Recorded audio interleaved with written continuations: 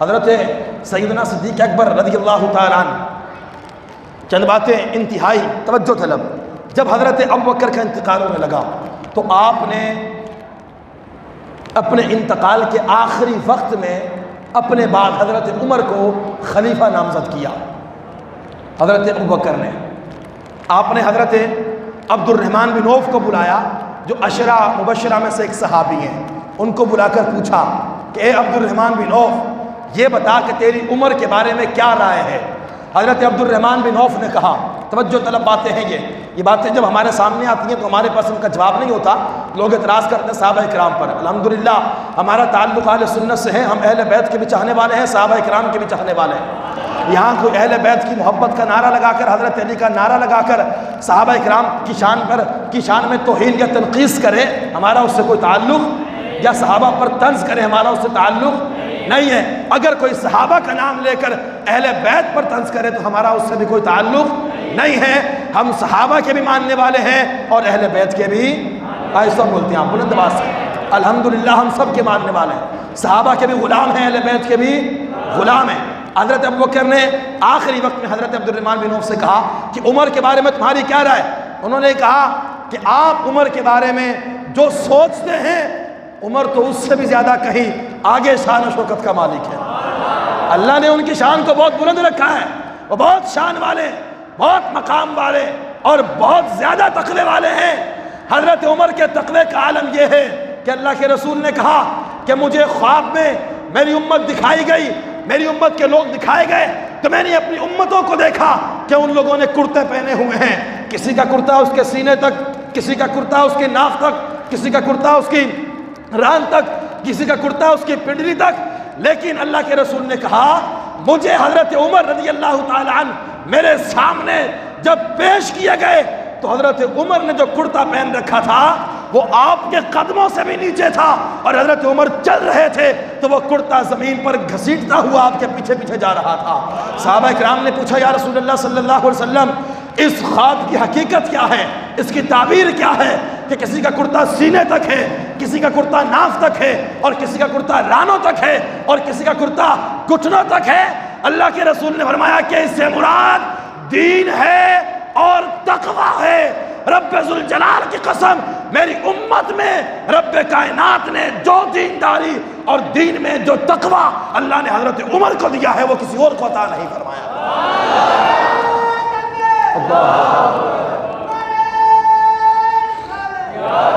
یہ حضرت عمر رضی اللہ تعالی عنہ ہے. اللہ کے رسول نے یہ خواب بیان کیا کہ حضرت عمر کا جو کرتا تھا وہ پیروں سے بھی نیچے تھا, یعنی آپ سر سے لے کر پاؤں تک سراپا دین میں ڈوبے ہوئے تھے اور سراپا تقوی میں ڈوبے ہوئے تھے. یہ گواہی کسی مولوی نے, کسی مفتی نے, کسی مفکر محدث نے نہیں, آمنہ کے لال نے اپنی زبان سے عطا فرمائی ہے. حضرت عمر کو حضرت ابوبکر کہتے ہیں حضرت عبد الرحمن بن عوف سے تمہاری کیا رائے. حضرت عمر کے بارے میں کہا کہ یہ تو بہت اعلیٰ شان کے مالک ہیں. اب حضرت ابوبکر نے حضرت عثمان غنی کو بلایا اور پوچھا کہ بتائیں آپ کی عمر کے بارے میں کیا رائے ہے اگر میں انہیں اپنے بعد خلیفہ بناؤں. حضرت عثمان نے کہا کہ آپ انہیں مجھ سے بہتر جانتے ہیں. کہا پھر بھی آپ کچھ ان کے متعلق کچھ ارشاد فرمائیں. حضرت عثمان غنی نے کہا کہ ابوبکر صدیق خدا کی قسم حضرت عمر وہ ہیں کہ ان کا باطن ان کے ظاہر سے کہیں زیادہ بہتر ہے. یعنی ایک انسان کی ظاہری زندگی ہے کہ وہ ظاہر میں کیسا ہے, باہر والوں کے سامنے کیسا ہے, اور ایک اس کی باطنی کیفیت. کہا کہ عمر تو وہ ہے کہ جس کا باطن اس کے ظاہر سے کہیں زیادہ صاف ستھرا ہے اور چمکدار ہے اور اجلا ہے. حضرت ابوبکر صدیق نے اس کے بعد حضرت اسید بن حضیر کو بلایا, دیگر صحابہ کرام کو بلایا جن کا تعلق انصار اور مہاجرین سے تھا. ان سے پوچھا بتاؤ عمر کے بارے میں تمہاری کیا رائے ہے اگر میں اسے اپنے بعد خلیفہ نامزد کروں. سب نے کہا کہ عمر سے بہتر کوئی شخص نہیں ہے آپ کے بعد. آپ اگر عمر کے لیے فیصلہ کرتے ہیں تو بہت ہی اچھا فیصلہ ہوگا. کسی شخص نے آ کر یہ بھی کہا کہ ابوبکر کیا تم حضرت عمر کے جلال سے, اس کے روب سے اور اس کے دبدبے سے اور اس کی سخت مزاجی سے کیا آپ واقف نہیں ہیں؟ آپ اس امت کو کس شخص کے حوالے کر کے جا رہے ہیں جو روب اور دبدبے والا ہے, جو سخت مزاج ہے, آپ اس کے حوالے کر کے جا رہے ہیں. اس امت کا کیا بنے گا؟ حضرت صدیق اکبر نے کہا کہ میں نے جو فیصلہ کیا ہے وہ درست کیا ہے، اور میں حضرت عمر کی سخت مزاجی اور ان کے روب اور ان کے دبدبے کی وجہ سے ہی میں نے اپنے بعد حضرت عمر کی خلافت کا انتخاب فرمایا ہے۔ اس لیے کہ رسول اللہ کے زمانے میں مسلمانوں پر سخت غربت تھی، حضرت ابوبکر کے زمانے میں سخت غربت تھی۔ حضرت ابوبکر جانتے تھے اگلا جو دور ہے وہ اسلام کی فتح کا دور ہے، اسلام کی کامیابی کا دور ہے، فتوحات ہوں گی، مال غنیمت آئے گا۔ جب لوگوں کے پاس مال آتا ہے تو لوگوں میں دنیا داری بڑھ جاتی ہے، جب مال آئے گا تو لوگ دنیا دار بن جائیں گے۔ تو ان دنیا داروں کے لیے حضرت عمر جیسا دیندار شخص ہی ان کا مقابلہ کر سکتا ہے، کہ جس کے اندر دین کوٹ کوٹ کر بھرا ہوا ہے، تقوی کوٹ کوٹ کر بھرا ہوا ہے۔ حضرت صدیق اکبر نے دعا کے لیے ہاتھ اٹھائے، عرض کیے پروردگار میں نے اپنے بعد جس بندے کو اس امت کے لیے سب سے بہترین سمجھا اسی کا انتخاب فرمایا ہے۔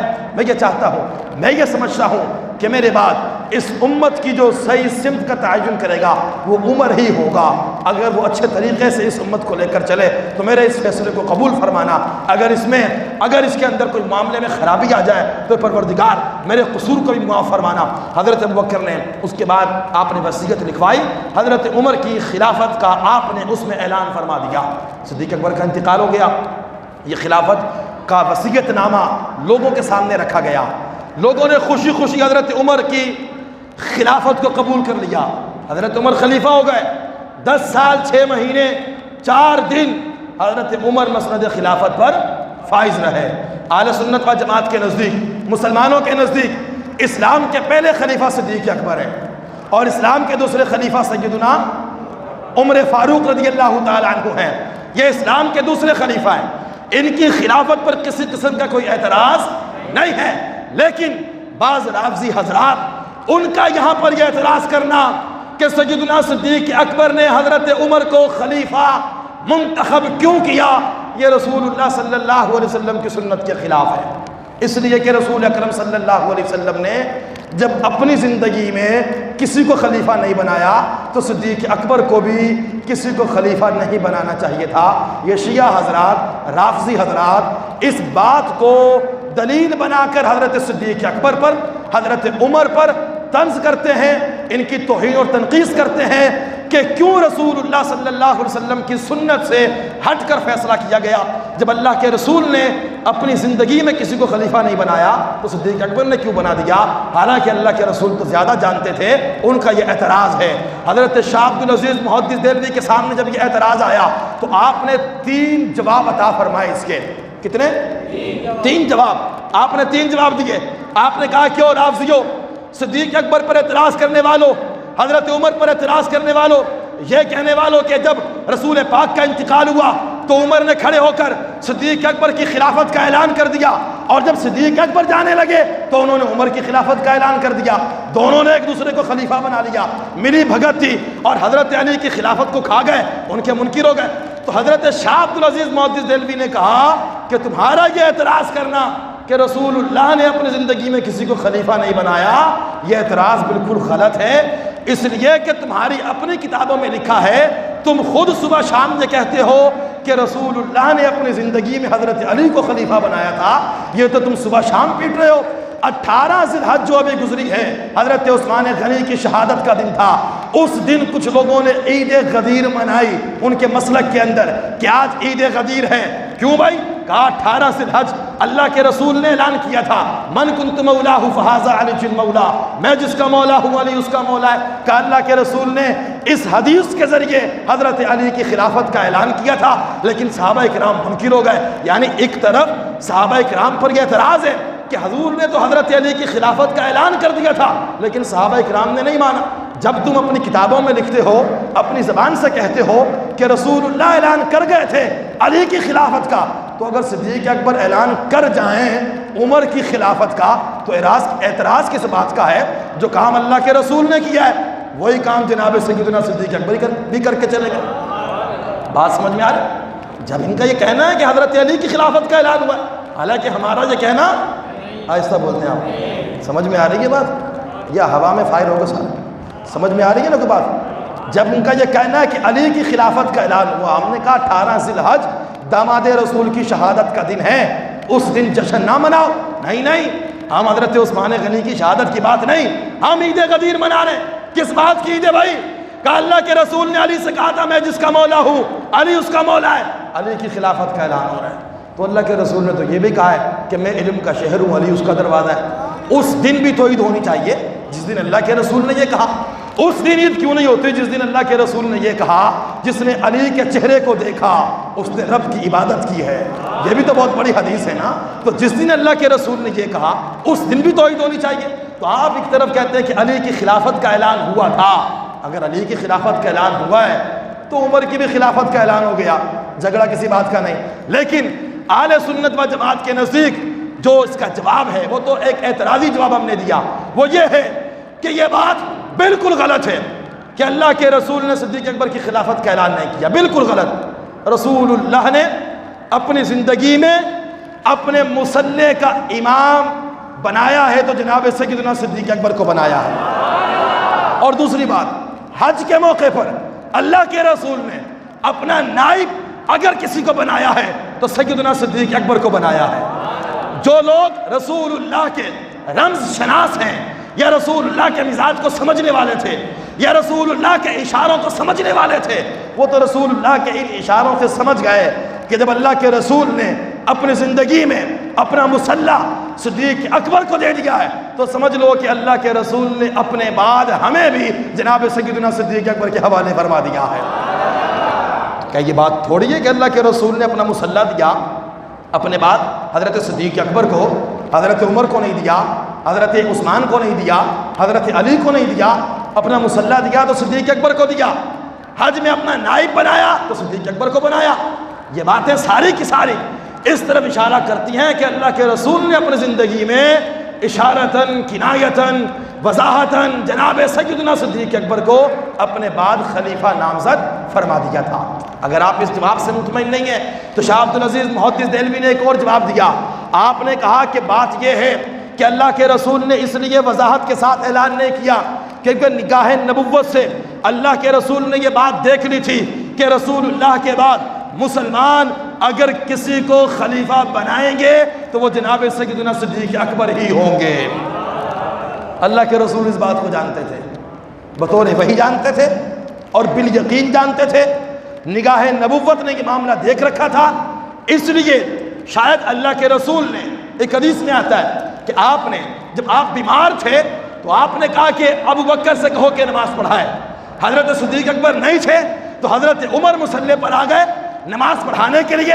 حضرت عمر نے جب اللہ اکبر کہا، اللہ کے رسول کے کانوں میں آواز گئی تو اللہ کے رسول نے وہاں سے منع فرما دیا، کہا کہ لا لا لا یأبی اللہ والمسلمون الا ابا بکر فلیصلی بالناس۔ اللہ کے رسول نے کہا کہ نہیں، اللہ اور مسلمان صرف اس بات پر راضی ہیں کہ محمد کے بعد اگر کوئی انہیں نماز پڑھائے تو وہ جناب سیدنا صدیق اکبر ہی پڑھائیں گے۔ تو اللہ کے رسول نے اس لیے اعلان فرمایا تھا کہ حضور جانتے تھے، بالیقین جانتے تھے کہ کوئی اعتراض نہیں ہوگا، کوئی اختلاف نہیں کرے گا، میرے جانے کے بعد ساری امت صدیق اکبر کی خلافت پر متفق ہو جائے گی۔